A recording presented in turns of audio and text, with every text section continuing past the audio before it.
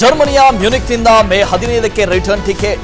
7 ದಿನ ಕಾಲಾವಕಾಶ ಕೇಳಿ ಕಳ್ಳಾಟ ಆಡಲು ಮುಂದಾದ ಪ್ರಜ್ವಲ್. 41A ಕೇಳೋಕ್ ಬರಲ್ಲ ಎಂದ ಹೋಮ್ ಮಿನಿಸ್ಟರ್.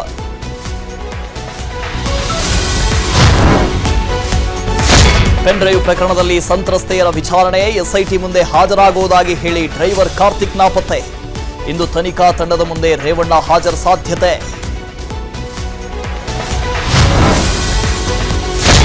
ಪೆನ್ ಡ್ರೈವ್ ಪ್ರಕರಣದಲ್ಲಿ ಆರೋಪ ಪ್ರತ್ಯಾರೋಪ.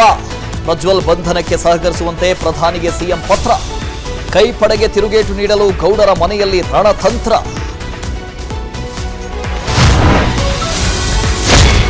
ರಾಜ್ಯ ಲೋಕ ಅಖಾಡದಲ್ಲಿ ಅಬ್ಬರಿಸಿದ ಅಮಿತ್ ಶಾ. ಚಾಣಕ್ಯ ಭೇಟಿ ಬೆನ್ನಲ್ಲೇ ಇಂದು ರಾಹುಲ್ ಗಾಂಧಿ ಎಂಟ್ರಿ. ಶಿವಮೊಗ್ಗ ರಾಯಚೂರಿನಲ್ಲಿ ಕೈ ನಾಯಕರ ಶಕ್ತಿ ಪ್ರದರ್ಶನ.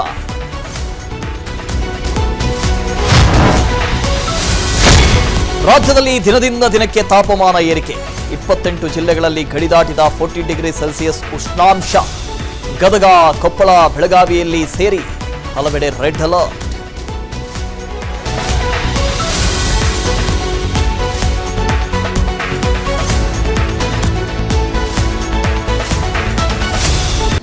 ಅನುಕ್ಷಣದ ಸುದ್ದಿಗಳಿಗಾಗಿ ವಿಸ್ತಾರ ನ್ಯೂಸ್ ಯೂಟ್ಯೂಬ್ ಚಾನೆಲ್ ಸಬ್ಸ್ಕ್ರೈಬ್ ಮಾಡಿ. ಹೊಸ ಸುದ್ದಿಗಳ ನೋಟಿಫಿಕೇಶನ್ಗಾಗಿ ಬೆಲ್ ಐಕಾನ್ ಕ್ಲಿಕ್ ಮಾಡಿ. ಲೇಟೆಸ್ಟ್ ಅಪ್ಡೇಟ್ಸ್ಗಾಗಿ www.vistaranews.com ವೆಬ್ಸೈಟ್ಗೆ ವಿಸಿಟ್ ಮಾಡಿ. ಅಂಗೈಯಲ್ಲೇ ಜಗತ್ತಿನ ಸುದ್ದಿ ತಿಳಿಯಲು ವಿಸ್ತಾರ ನ್ಯೂಸ್ ಕನ್ನಡ ಆಪ್ ಡೌನ್ಲೋಡ್ ಮಾಡಿ.